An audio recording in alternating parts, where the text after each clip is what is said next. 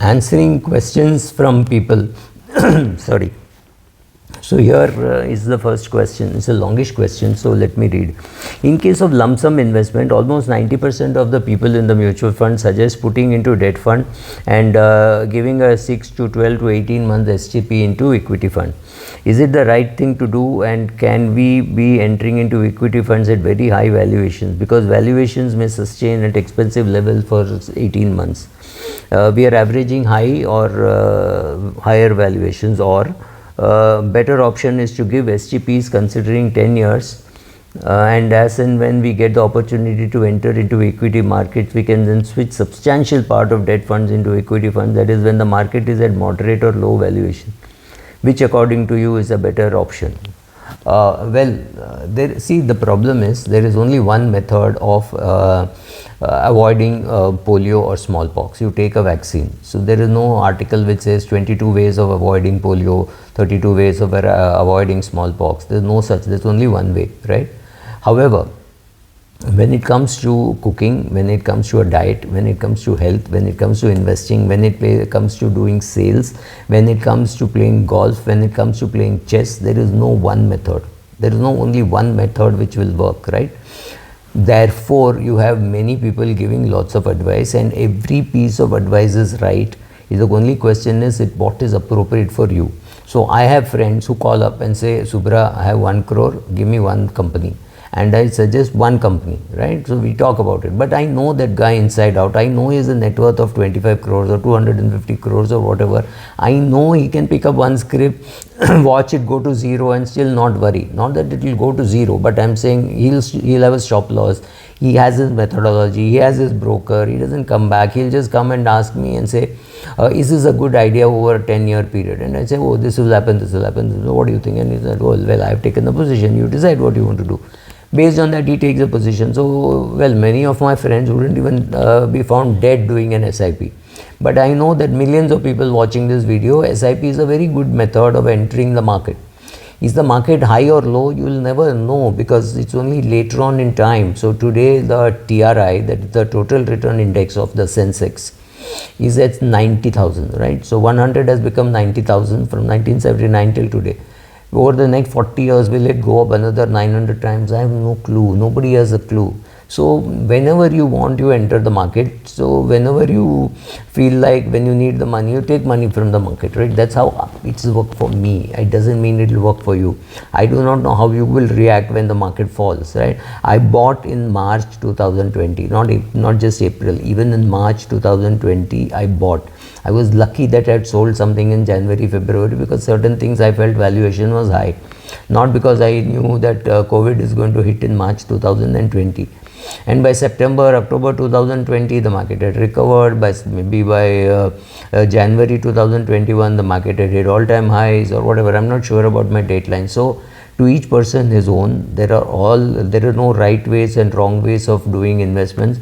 Whatever suits you is good for you. And my video channel will not tell you, therefore do this.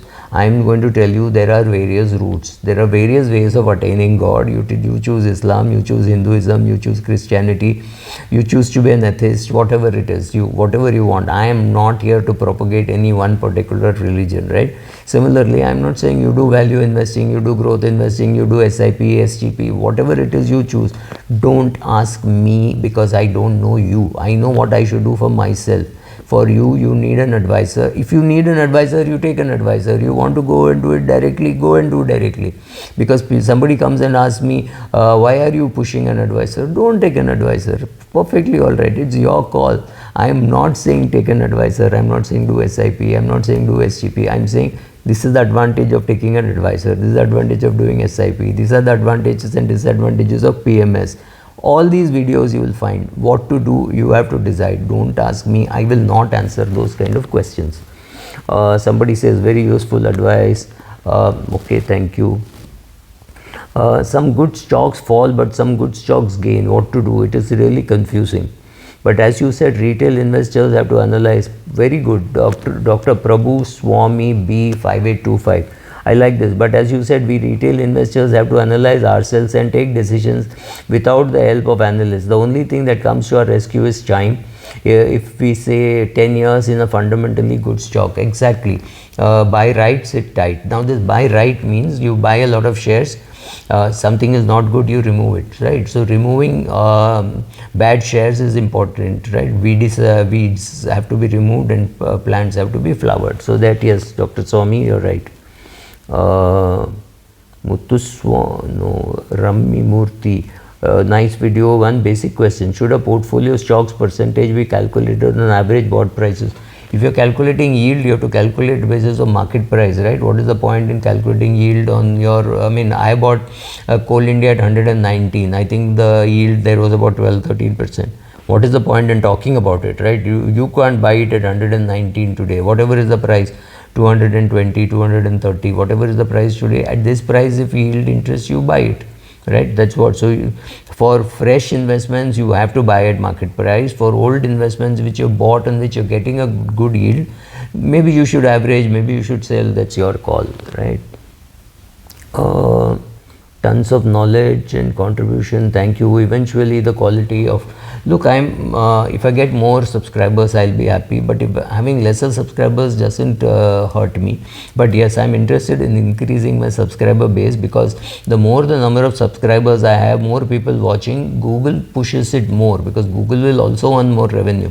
Not that I will not earn more revenue, of course I will earn revenue, but when Google sees there are 1 million people following, there are 2 million people following, obviously it pushes it more, and more number of people see it. Somebody sees, oh, he's got 1 million followers, we should go and watch. So that way it helps, but other than that, it doesn't help in anything else.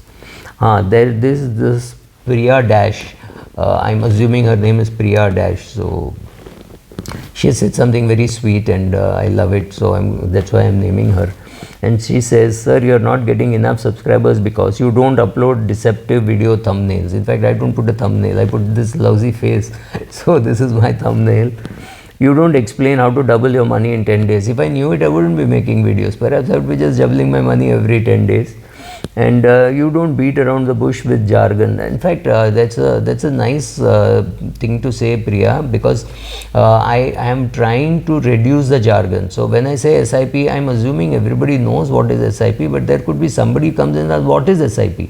Which is fair enough. Why should I expect everybody to know every word that I use? They may not know, right? So therefore that's an attempt. So this is a good compliment. Even now sometimes I feel maybe I'm jargonizing, so I'm a little careful about that. Most people love complex fancy stuff, but you simplify things. I think for me talking about basics is very simple, also because I've done tons of training all over the country, different cities, different states, different languages. So when you go to Punjab, they speak very good Punjabi, very good Hindi in Punjabi, right? So it will be 80% Punjabi, and they'll say hey or something like that, and they have to believe that you understood, and you have to believe that you have understood, and you have to reply in Hindi or in English, whatever. Similarly in Gujarat, they speak only in Gujarati, तो ત્યાં तो गुजराती मत जवाब देवी पड़े. Tamil Nadu, many people are happy, but Tamil Nadu is very odd in the sense that even in a place like Trichy, I can get two people saying, sir, I don't understand Tamil. Very rare, because in Chennai, whenever I do a session in Chennai, whether it is for IFA Galaxy or even for Nippon or UTI or Birla, there will be somebody who says, I don't understand Tamil. So it does happen in those places, right? But largely, yes, answering people in their language is very important. Unlike other fancy YouTubers, you know what you speak. Thank you, Priya, really appreciate, because whenever, like what PR Sundar is going through, a troll, it's also nice to hear good things once in a while. अच्छा लगता है. चने के झाड़ पे चढ़ाओगे तो चढ़ जाऊंगा, लेकिन जल्दी उतर जाऊंगा. That's the only promise I can make. Thank you.